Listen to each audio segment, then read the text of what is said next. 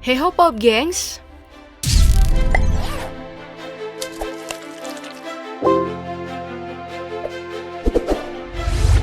Sejak pemilihan nomor urut untuk partai peserta pemilu 2024 mendatang, Partai Kebangkitan Bangsa atau PKB dapat perhatian khusus nih, karena jadi nomor urut 1. Menyambung viralnya nama PKB, gimana kalau hari ini kita juga ikut nimbrung nih memberi perhatian khusus pada PKB? Oke, mari kita mulai dari menengok sejarahnya, di mana PKB lahir di masa reformasi pasca turunnya Presiden Soeharto tahun 1998. Kita tahu sendiri saat masa Orde Baru cuman ada 3 partai yang diakui oleh pemerintah dalam pemilu. Makanya setelah Presiden kedua Indonesia ini lengser, ada bermacam-macam partai yang kemudian muncul termasuk nih PKB. Pembentukan PKB sendiri diinisiasi oleh para kiai dari Nahdlatul Ulama atau NU, mulai dari Kiai Haji Munasir Ali, Kiai Haji Muhammad Ilyas Ruhiyat, Kiai Haji Ahmad Mustofa Bisri, Kiai Haji Abdul Mucid Muzadi, hingga mantan Presiden keempat Indonesia Abdurrahman Wahid. Inisiasi partai ini diawali dengan dorongan warga NU di tanah air agar kelompok ini terlibat dalam politik nasional. Pada awalnya, para petinggi NU sempat gusar karena di Muktamar 1984, NU dilarang berhubungan dengan politik, apalagi membuat partai. Tapi melihat antusiasme warga menyambut pemilu tahun 1999, maka setelah pertimbangan panjang, lahirlah PKB dengan satu syarat dari Gus Dur, yaitu partai ini harus berbasis Ahlus Sunnah wal Jamaah, di mana semua pertimbangan harus berdasar ahli tafsir, ahli hadits, dan ahli fikih. Setelah semuanya setuju, maka dideklarasikanlah PKB pada 23 Juli 1998. Dalam deklarasi ini, PKB memiliki ideologi Pancasila dan demokrasi Islam. Selain itu, sifat partai juga digambarkan dalam 4 hal, yaitu kejuangan, kebangsaan, terbuka, dan demokratis. Dalam kongres pertama ini, Matori Abdul Jalil terpilih sebagai ketua pertama dan lambang PKB ikut disahkan. Kalau soal arti dari lambang PKB, kamu bisa baca di situs resmi mereka yang lumayan panjang karena ada 4 gambar dan 5 warna yang masing-masing punya arti sendiri.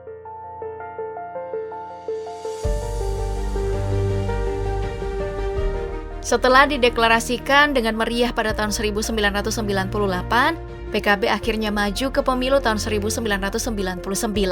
Dalam pemilu tersebut, PKB ternyata berhasil menjadi salah satu partai dengan perolehan kursi terbanyak di DPR. Jumlah kursi yang dimenangkan adalah 51 dari 500 kursi, atau sekitar 11,03%. Nah, walau mengaku berada di poros tengah, PKB sebenarnya terus konsisten menjadi pro pemerintah. Nah, entah hoki atau hasil analisa yang matang, tiap PKB berada di sisi salah satu calon, pasti calon tersebut yang menang loh. Contohnya, pemilu 2004 dan 2009, PKB ikut dalam koalisi Demokrat untuk kemenangan SBY. Kemudian di pemilu 2014 dan 2019, PKB ikut dalam koalisi yang memenangkan Jokowi. Jadi kalau dilihat-lihat, PKB ini emang gak pernah berada sebagai oposisi. Dari penempatan yang ciamik ini, PKB juga secara konsisten mendapatkan kursi legislatif dengan jumlah yang gak sedikit. Pada tahun 2004, PKB meraup 52 dari 550 kursi DPR atau 9,45%. Kemudian di pemilu 2009 yang jadi paling rendah, PKB tetap mendapat 27 dari 560 kursi atau 4,82%. Sedangkan untuk 2 pemilu paling anyar, PKB terus meningkat.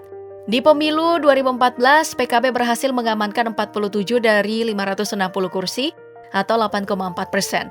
Dan di 2019, PKB mencapai rekor terbanyaknya dengan 58 dari 575 kursi atau 10,09%. Perolehan yang didapatkan oleh PKB ini juga terus berada di ambang batas parlemen yang ditetapkan. Dari tujuannya, sebuah parpol baru bisa mendapat kursi anggota DPR jika mendapat 4% dari total seluruh suara pemilih dalam pemilu yang berlangsung.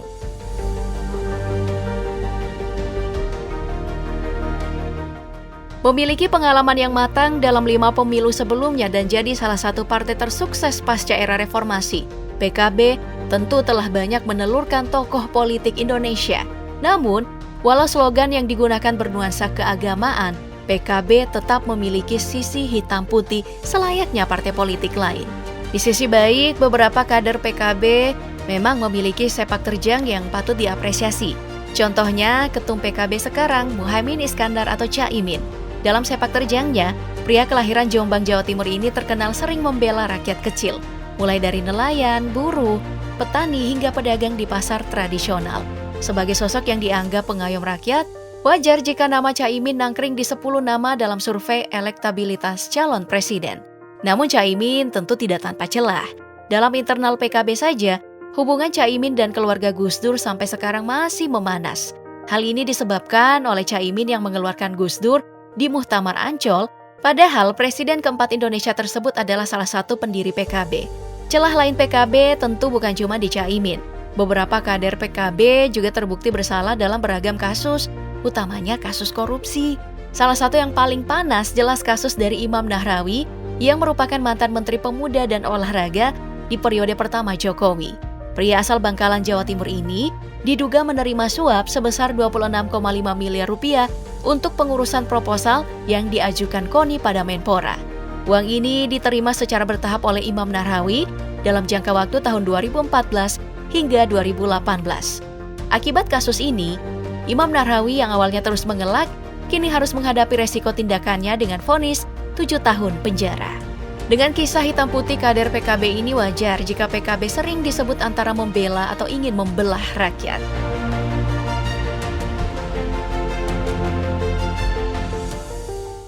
Bahas partai besar dengan suasana politik seperti sekarang tentu nggak afdol kalau kita tidak membahas Pilpres 2024 mendatang. Kalau balik melihat hasil pemilu 2019 dan kursi PKB yang terdiri dari 10%, partai ini jadi lumayan seksi untuk pencalonan presiden. Kalau mengacu pada aturan presidensial threshold yang mengharuskan adanya dukungan 20% dari total kursi di DPR, PKB cuma harus mencari sekitar 9% lagi nih untuk mengutus satu orang ke KPU di Juli mendatang. Dari keuntungan ini wajar saja jika PKB dengan percaya dirinya ingin mencalonkan ketua umumnya yaitu Caimin sebagai capres. Apalagi setelah penentuan nomor urut partai, PKB bahkan diberitakan memiliki keyakinan yang luar biasa besar. Nah, dari manuver-manuver politik yang terjadi, PKB kini mendekat dengan Partai Gerindra. Di Januari kemarin, Prabowo dan Caimin bahkan meresmikan sekretariat bersama kedua partai untuk pemilu mendatang. Dalam pembukaan sekretariat tersebut, Prabowo juga memuji koalisi keduanya dan berasumsi bakal jadi yang paling solid di 2024 mendatang. Dengan tindakan ini, jelas kalau PKB sudah ingin memutuskan kisah dengan koalisi PDIP yang tentu saja memiliki calonnya sendiri. Entah itu Puan Maharani ataupun Ganjar Pranowo. Kira-kira di Pilpres 2024 ini, apakah PKB akan mengulang sejarah lagi dengan memenangkan calon dari koalisi mereka? Coba sebutkan jawaban kamu di kolom komentar. Dan sampai jumpa di video berikutnya. Bye!